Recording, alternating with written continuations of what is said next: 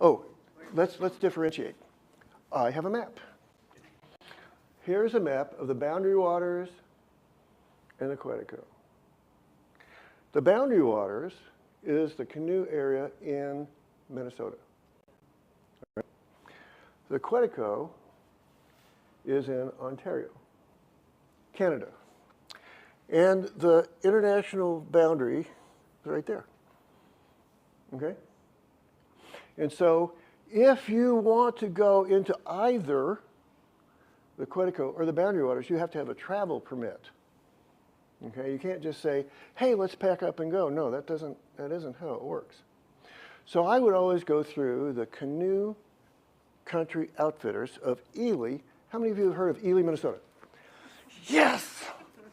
This is going great. Ely, Minnesota is right here, all right? Now in Ely, Minnesota, my favorite outfitter was CCO, Canoe Country Outfitters. And everybody that goes into the Quetico or the boundary waters typically goes with the help of an outfitter. And there's about 2 or 3 in the Ely area, and they all sort of compete with each other. And of course, I'm going to tell you that CCO is the best, right? And if you want to ever go into the boundary waters or into the Quetico, and you want to know how to do it or where to get started, just Google. I mean, what did we do before Google, right? Canoe Country Outfitters, or CCO. And talk to them, and they'll help you. I called up a little bit ago just to say hi and how are you, and they said, John, it's good to hear your voice. And I thought, wait a minute, it has been a long, long time since I went up there. It's been a while, it's been a minute. And they're like, we have never forgotten you. It's like, wow. Yeah, right. Is that a good thing?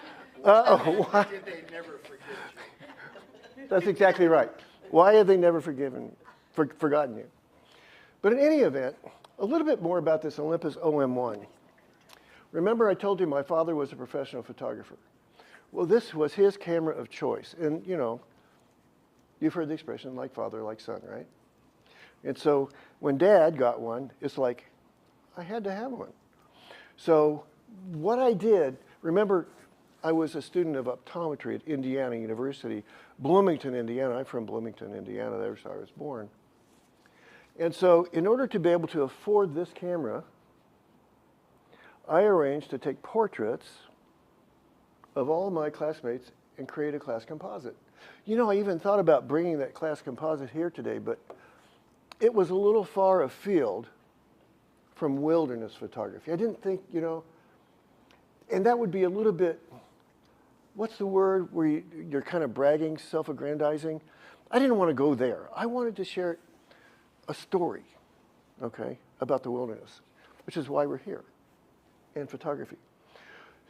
So I also got multiple lenses for my OM1 because I was into sports photography. Some of you may know that I was a sports photographer for the Indiana University Athletic Department. I traveled with their football and basketball team while I was at IU Optometry. I learned about Madison, Wisconsin while on one of those trips. So I'm going to divulge from photography and tell a quick story about football, of all things. Dick Bundy, my boss, and I were sitting up in the press box, and Indiana had just beaten the University of Wisconsin by 3-0. This was, I think, in 1978. And it was rainy, and it was awful, and the weather was really crappy, and I looked up at the scoreboard, and that's all it said, Indiana 3, Wisconsin 0. And then this thing happened. There was this band that came running out onto the field like they owned it. And they were like playing and celebrating, and I thought,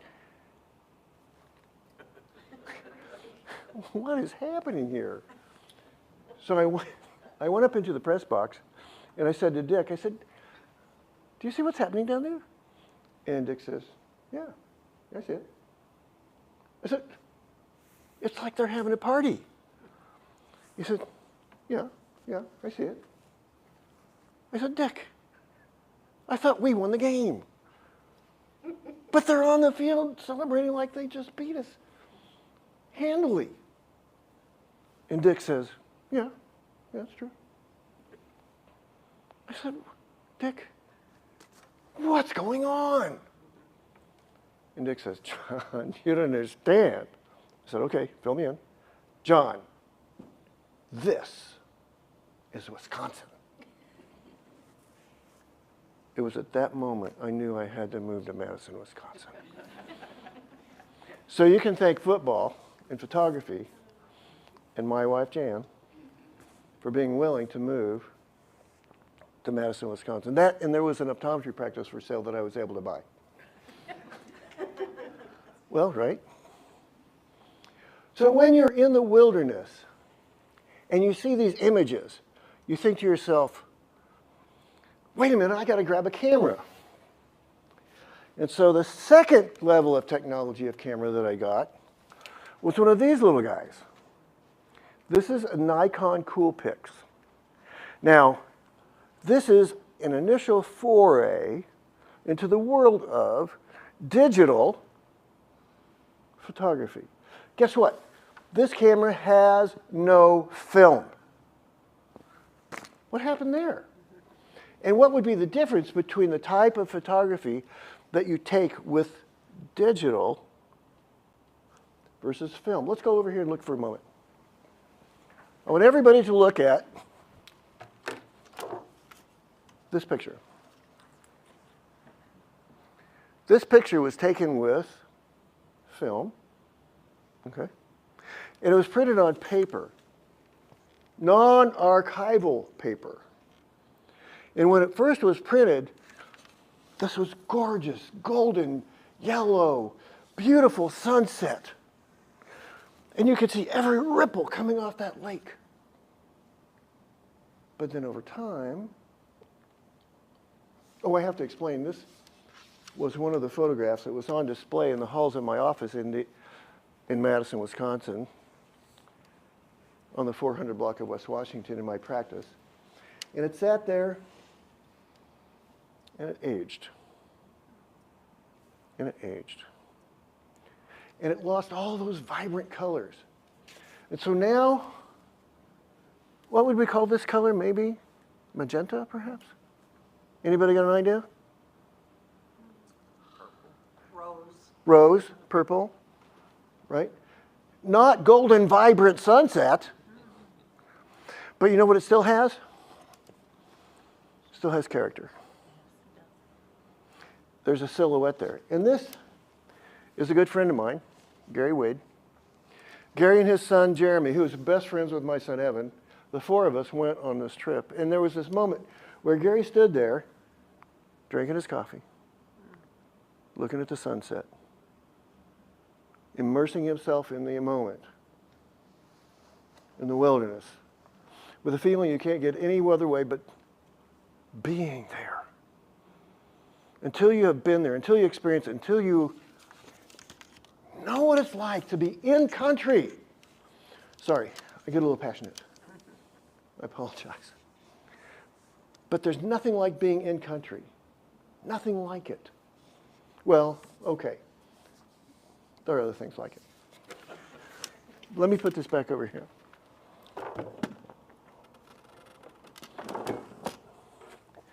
So, with this level of technology, you can do other amazing things. I have to get another picture. Pardon me for a moment. Interestingly, this picture, let me bring this over, is a montage of 3 pictures. Okay? I am in this picture twice. My son Evan is in this picture twice. My brother Michael is in this picture twice. So this little Coolpix camera right here has something called a panorama mode. It's been years since I've used this. I can no more find that mode today, right? Not possible. I remember it's there. And so we set up a melodrama. We had a storyboard, a storyline.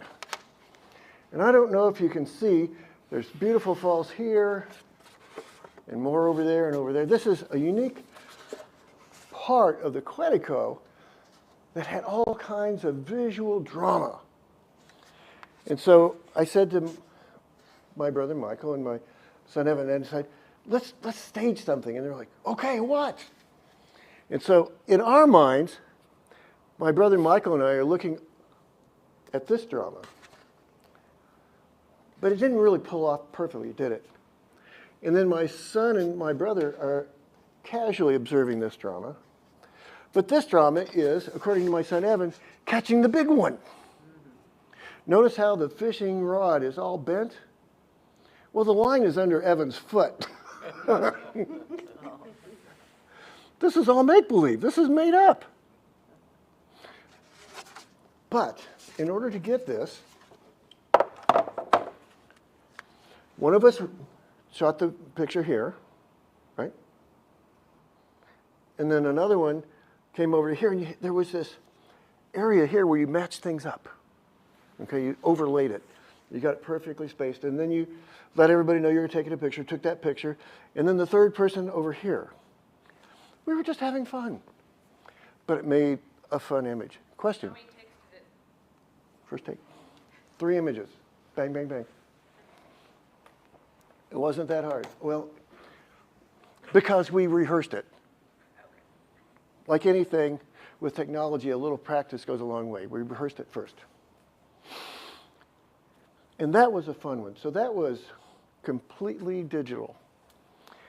So then later, from the little pocket Nikon Coolpix, kicking and screaming, I graduated into the digital age. This is my Nikon D5100. Remember, I used to be a sports photographer? So from time to time, I would do community service work by doing sports photography for various organizations, especially the teams my 2 sons played on, right? And it was fun, and I enjoyed it. But now I have to switch lenses, so give me a moment. I have to remember how to do this. These are called bayonet mount lenses, and they're fully interchangeable, right? So in here, you've got a mirror that when the photograph is taken, the mirror comes up, right? And then the shutter actually is a curtain that sweeps across. It's got 2 panels, and it goes whoop, shoop on a slow exposure. On a fast exposure, it goes whoop, like that, all right? Now, why am I bringing this up? Let me put this lens on. Got to get lined up. There, it's snapped into place. And here it is, and I can actually turn this on. It actually has battery. We could actually take a picture, but I don't want to get subject releases from all of you. So we'll not take a picture of the crowd, okay? We won't do that. But, just wait a minute. You know I'm going somewhere with this, right? Let me show you. Let me show you this one. This one. This is Curtain Falls. One of my favorite places on our planet. When you're hearing the rush of the water and smelling the smell of the ozone that's kicked up off of the spray, you can't help but be adrenalated. You can't help but love being in this place and time. And so I wanted to be able to come up with a photographic image to capture this. Oh, but how? This is where it gets a little, I won't say dicey. Tricky. Who said tricky? Susan, good job. Susan said tricky, and it was. And so now, with, hello, this camera, in order to make that happen, remember I like to be innovative. I like to what do they call it, where you stretch the boundaries? Stretch the boundaries, all right?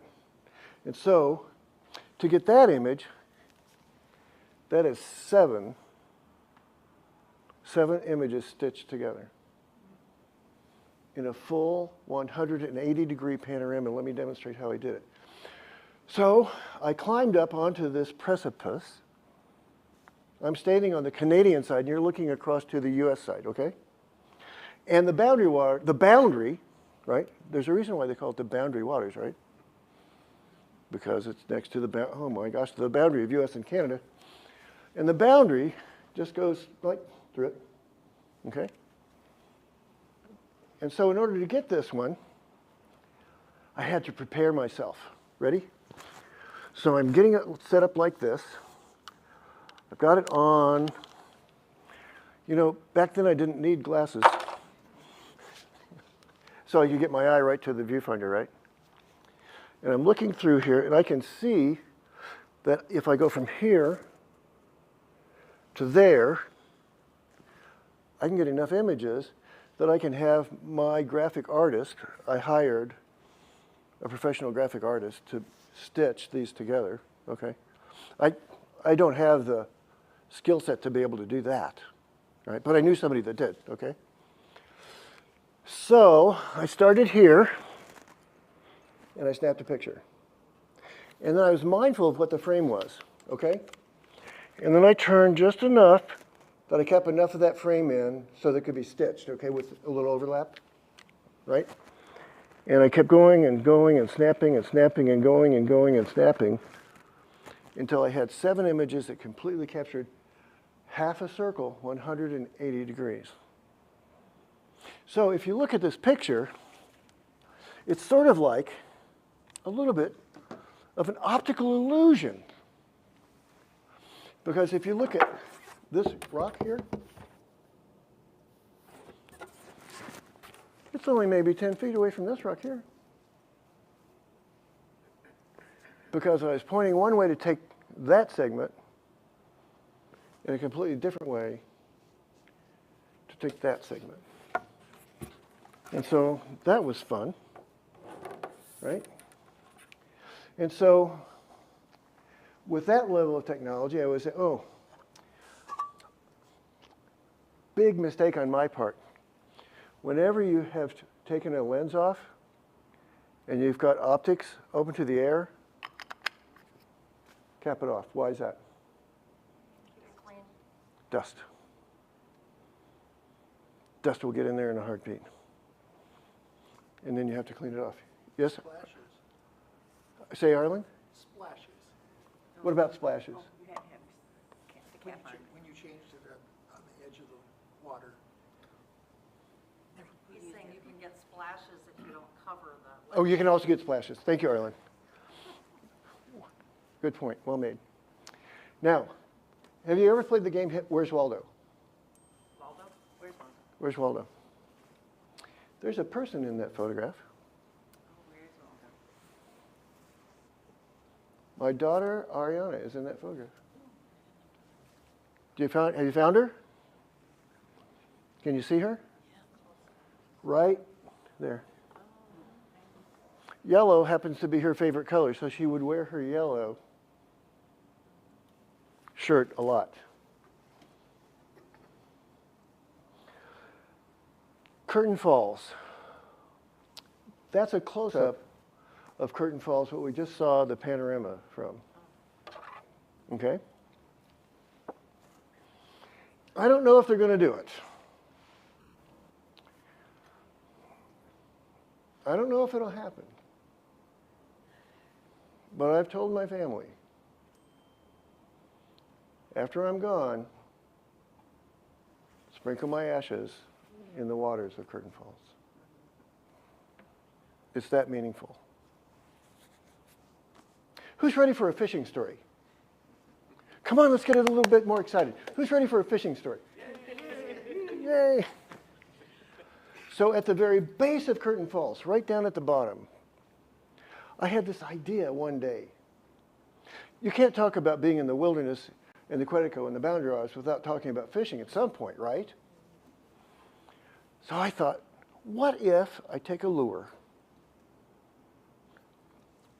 obviously on the end of the line, and I toss it into the churning waters at the base of Curtain Falls and let it just go. Let it just flow out, right? And then at some point, you turn the dial on the reel and you start to bring it in. I did that 6 times. Guess how many times I brought a fish in? 4 times. There's something about those churning waters. The fish go there to eat. Why? Because that's where it's rich in food and nutrients and their prey, right? And so these walleye and these northern, they would come and they'd be big, gnarly fish with really monstrous looking teeth. They look like dinosaurs, right? And then once you get one on the line, there's nothing like that feeling. How many of you have ever caught a northern that's this long? How many? Okay, we've got a couple. Once you have that fish on your line, and you can't just reel it in, right? No, you have to play it. Because if you reel it in too quickly, snap, you lose the lure and everything, right? And so it's just something about bringing in that fish. Now, to be fair, I did release, okay? Because that was the right thing to do, in my mind.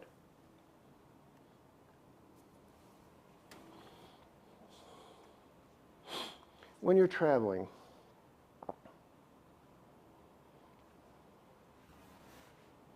there are these moments.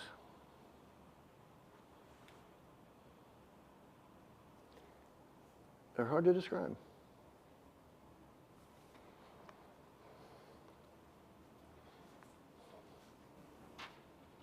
Somebody once said,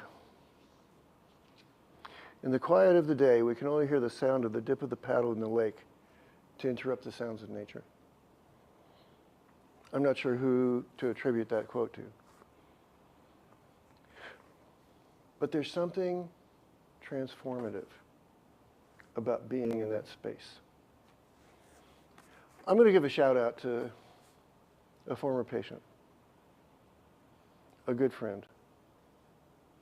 And I'm going to say, sadly, he's not among us anymore. But he stood in the hallways of my office. And he looked at the photographs. He said, you know, Dr. John, each one of these images brings forth a feeling. I said, oh? What is that? Tranquility. Tranquility. And so when I look at these images and I see the beauty in the nature and the opportunity to share images of this type, they're not just photographic images. They speak to your heart. They bring back feelings of gratefulness and the generosity of nature and how we can immerse ourselves in that. And we can feel, depending upon how you feel about things, blessed. Blessed to be a part of it. Blessed to be there. Blessed to experience it. One time we actually got a lift. You see that plane? It's getting ready to take off after it just delivered us deep into the waters of the Quetico. Now, when you take a plane ride, what you also get, which I couldn't find any of, aerial photography. Somewhere, somehow, and I don't know how to find it, I have these gorgeous aerial photos of looking down on the lakes. Oh my gosh. I can't even begin to describe them. You don't always get everything, do you? You can try.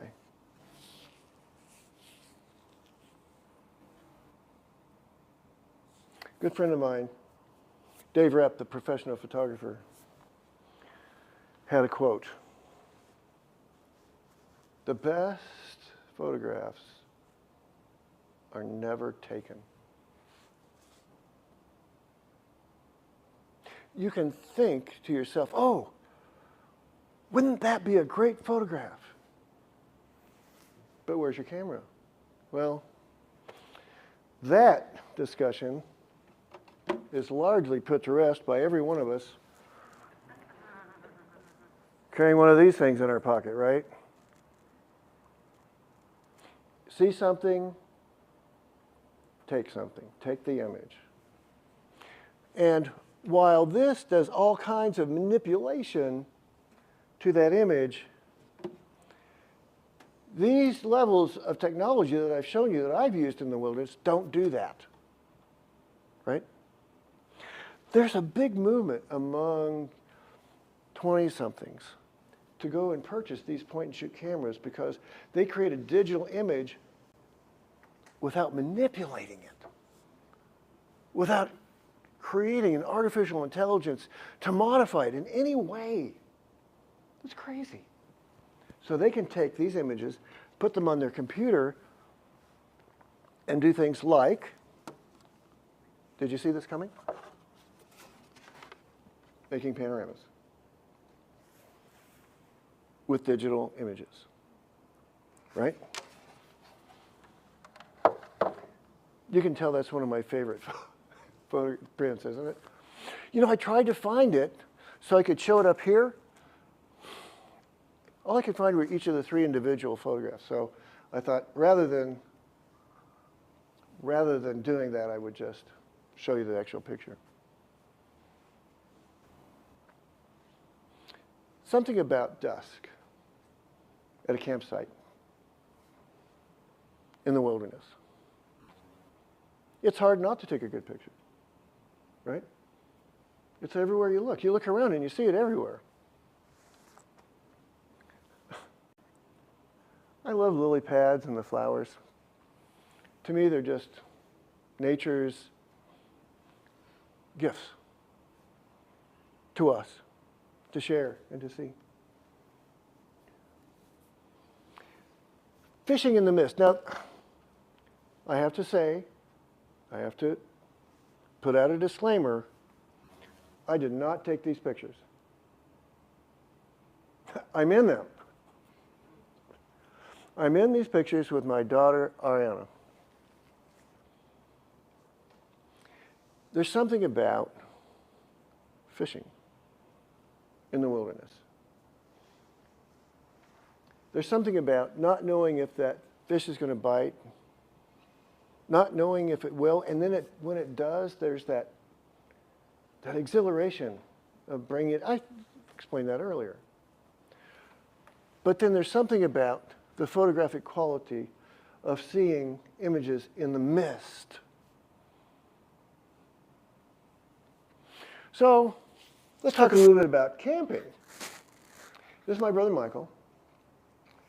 And when you're in the wilderness, let's talk about food for a minute.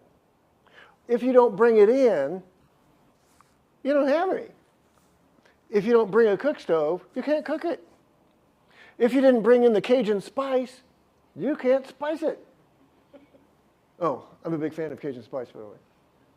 You know you can put it on anything, especially pan-broiled fish in oil. Oh my gosh. You fillet them out, you put them in that hot grease, you've got the Cajun in there, they sizzle. Did you know everything in the wilderness tastes much better? No question about it. So first, in preparation, you got to pack. And then you got to paddle. That's my brother Michael. You notice how at that moment, he looks a little bored, right? There are times when you get bored. It's not a party, it's a wilderness.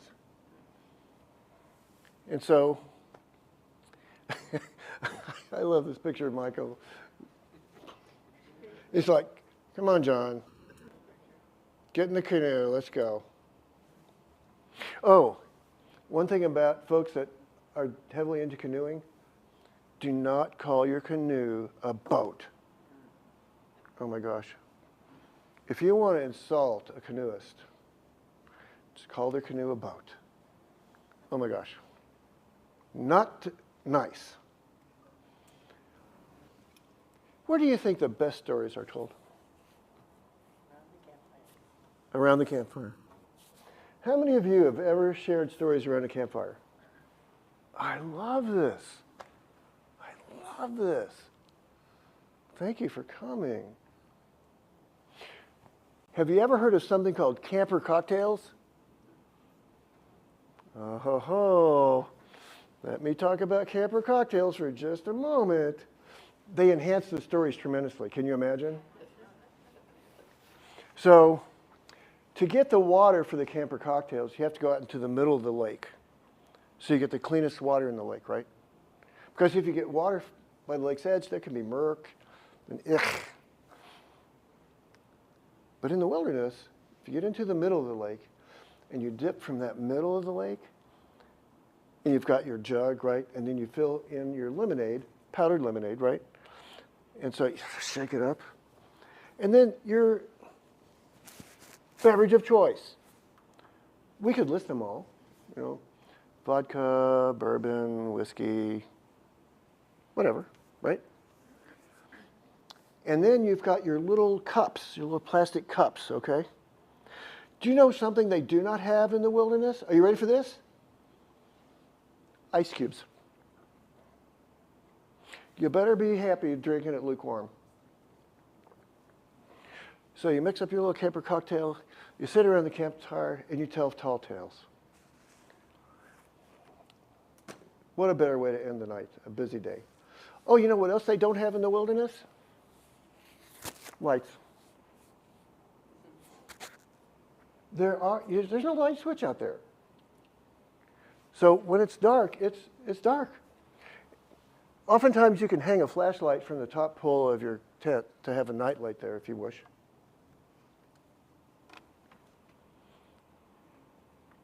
The camera that I took had one of those self-timer things.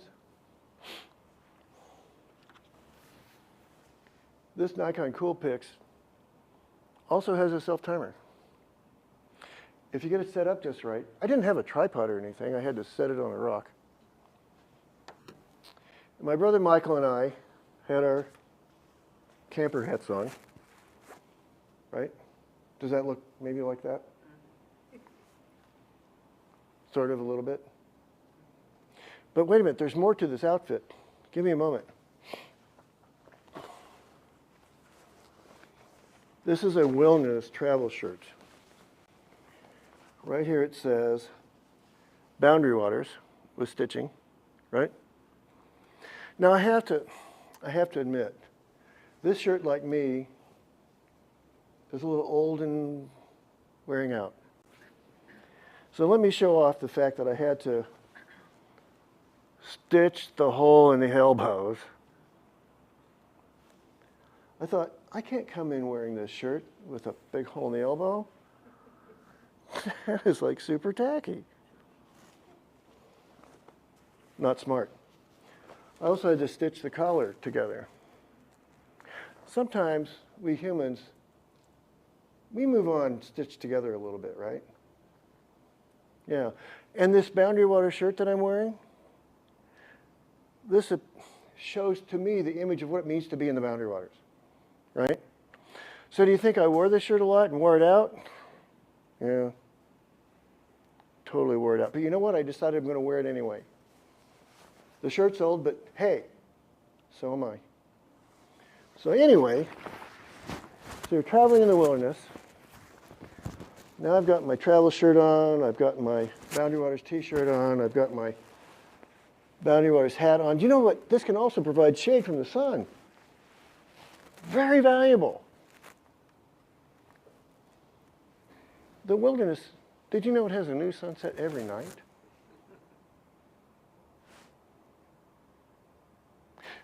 My son called it Wilderness TV.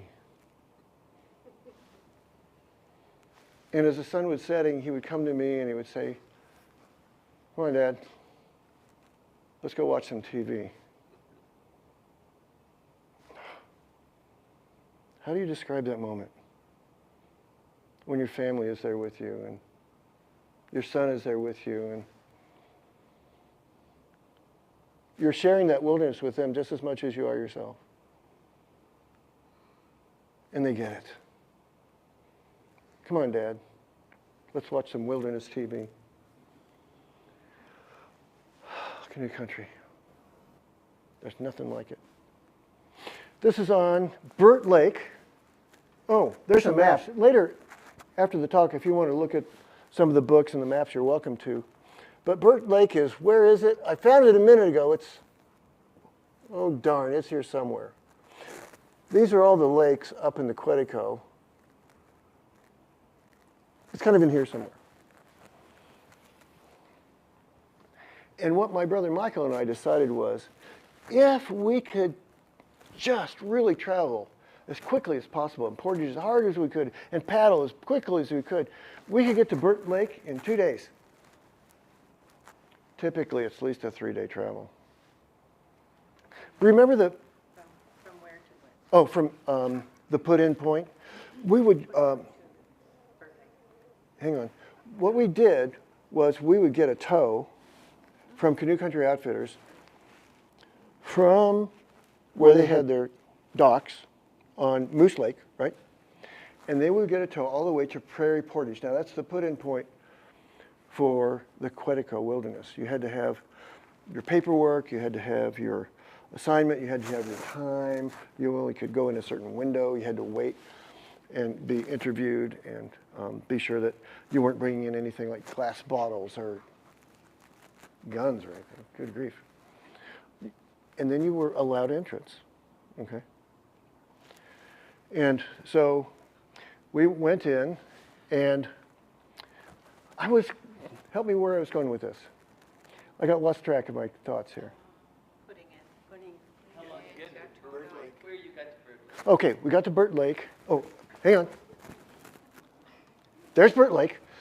Now I'm back. This happens more and more these days. What is up with that? Well, you can remember that it happens. I remember that it happened.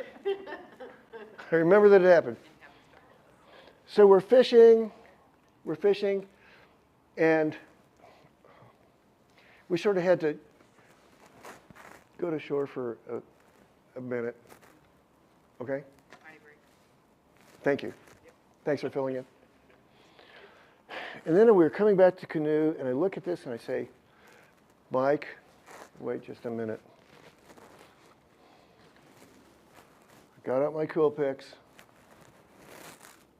and one of the most meaningful and iconic images right there with the canoe, with the water, with the silhouette of the outline in the back, the sky, the lake, everything. The trees, the whole deal. And they just dropped you off here, is this where you're going out, or did you come off the big water, come into it like the bay? Our campground was over back around here. And we had gone out, presumably to catch fish, because we thought, hey, let's have fish for dinner. Remember how I lost my place a minute ago? I don't remember if we caught fish there or not. I don't remember if we had fish for dinner that night or not. I remember capturing this image, right? So I could have that in my mind. And it was a moment. Do you ever remember going out fishing in Canada and never catching a fish? Oh, yeah. Really? We'd go out and we'd cast and not catch a thing. And then we'd go out and we'd cast and we couldn't bring them in fast enough. It's about finding that hot spot. You find that hot spot and it's like magic. And it doesn't matter what lure you're using. It doesn't matter if you're putting live bait on it or not. It doesn't matter if the lure jiggles or not. They're hungry. and bang. Curtain falls. That's where we put into Moose Lake. Let me introduce you to the travelers of this trip. My brother Michael, my son Jacob, my nephew, is that Dylan or Taylor? That's Taylor. My friend Dave Rep and myself. Okay? 2 brothers, 2 sons, and a good friend. Sometimes we'd take a ride. That was the boat that would take us to the put-in point. All right? So we wouldn't have to paddle the length of Moose Lake. And after you would portage, sometimes you have to wait for the other members of your trip to get the packs and bring them along. All right? I thought about bringing one of the Duluth packs here to show you what a Duluth pack was. I thought, no, don't need to do that. Don't need to do that. Okay, so here's a moment. Remember I told you about my good friend Dave Rep? I worked for him for 6 years. He was a photographer. He taught me a lot about photography and a lot about life. And that's my brother Michael in the bow.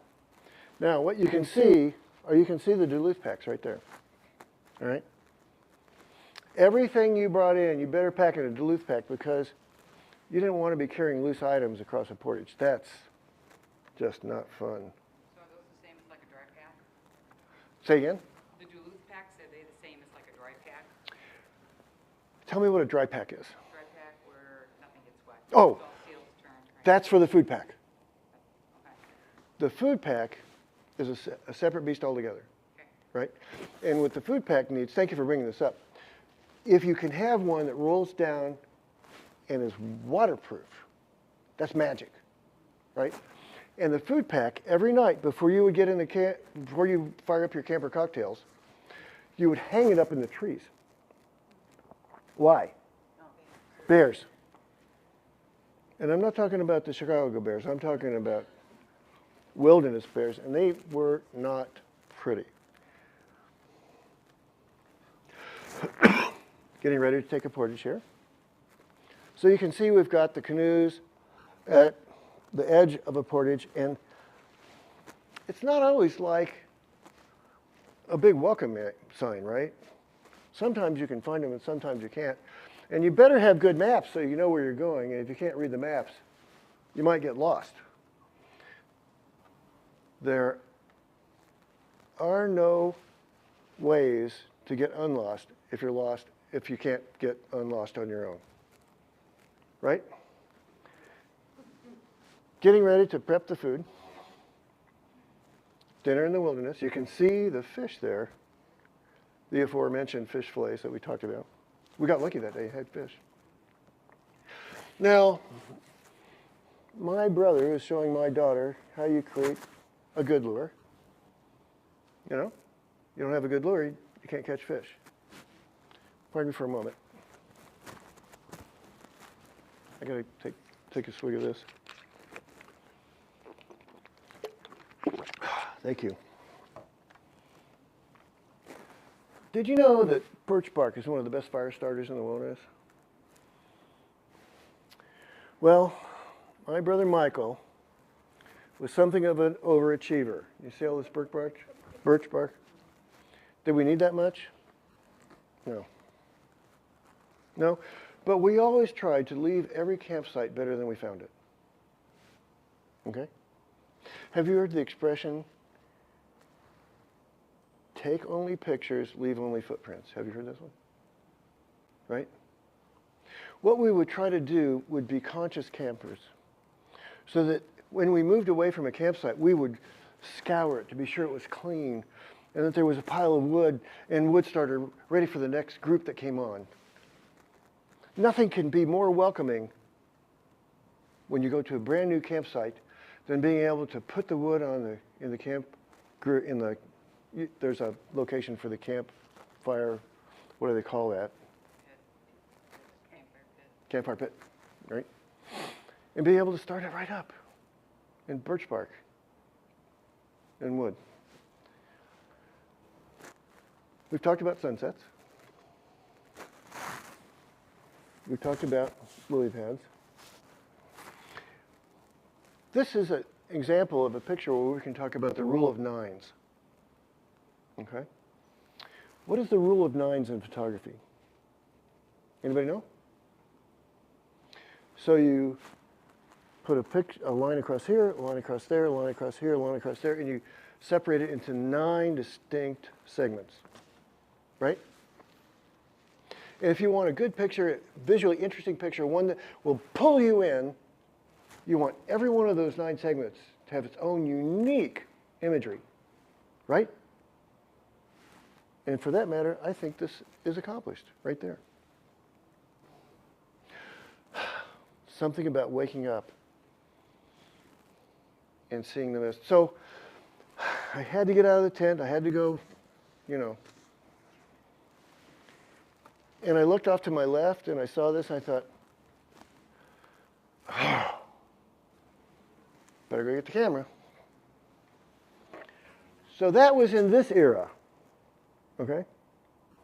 In the era of film. You know that stuff we used to take pictures with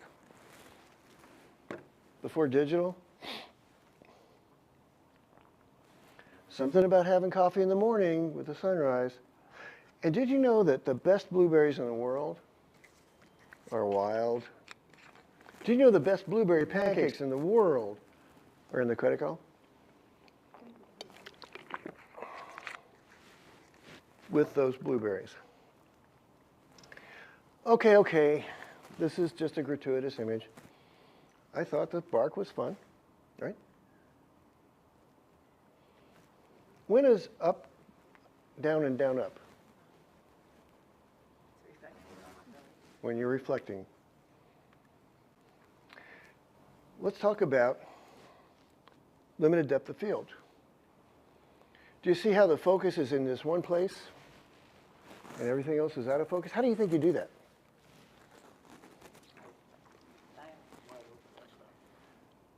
Can you say that louder so everybody can hear, sir? A wide open f-stop as wide as you can get. You open your f-stop as wide as you can, and you collapse your depth of focus, your depth of field.